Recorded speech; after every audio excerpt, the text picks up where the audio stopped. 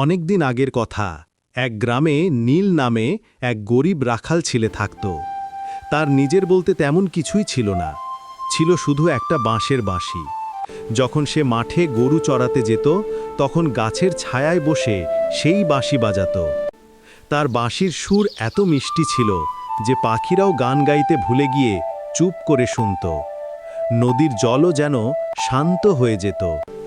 একদিন নীল যখন ঝর্ণার ধারে বসে মন দিয়ে বাঁশি বাজাচ্ছিল, তখন আকাশ থেকে রূপলি ডানার এক পরী নেমে এলো। তার রূপে চারদিক আলো হয়ে গেল। পরী এসে নীলের সামনে দাঁড়িয়ে মিষ্টি করে হেসে বলল, তোমার বাঁশির সুরে আকাশ থেকে আমি নেমে এসেছি।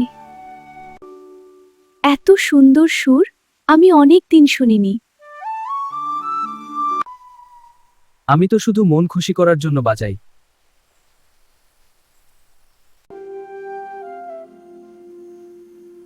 Thank you. সেই দিন থেকে পরী রোজ আসত। নীল বাঁশি বাজাত আর পরী তার রূপলি ডানা মেলে নাচত।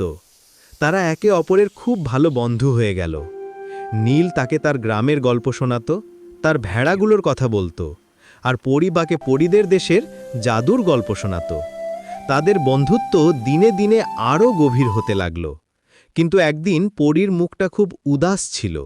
সে নীলকে বলল, আমাকে খুব শিগগিরই পরীদের দেশে ফিরে যেতে হবে। আমাদের নিয়ম, বেশি দিন মানুষের জগতে থাকা যায় না। তুমি যদি সুখে থাকো, সেটাই আমার আনন্দ।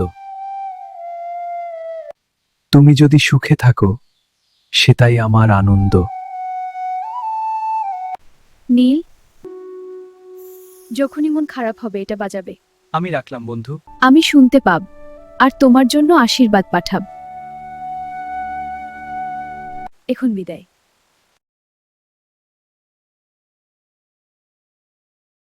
নীল বুঝল, সত্যিকারের ভালোবাসা মানে কাউকে আটকে রাখা নয়, বরং তার ভালো চাওয়া।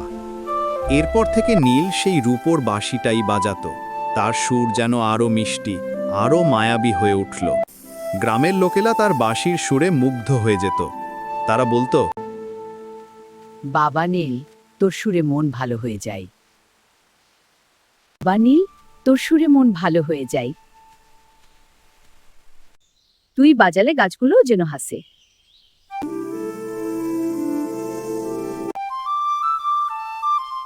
সত্যিকারের ভালোবাসা মানে কাউকে আটকে রাখা নয়, বরং তার ভালো চাওয়া।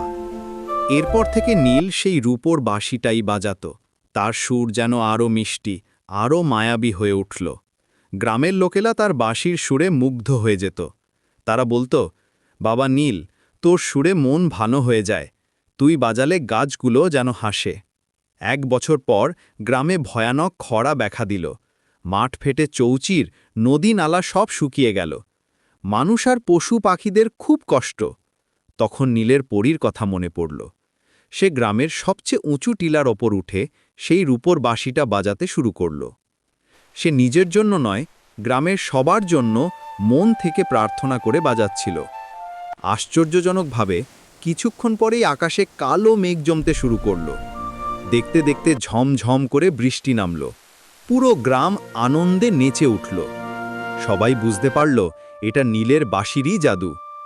সেই রাতে পরী নীলের স্বপ্নে এসে বলল, আমি সরাসরি আসতে পারি না, কিন্তু তোমার ভালো মন আর সুর মানুষের উপকার করছে, সেটাই সবচেয়ে বড় জাদু।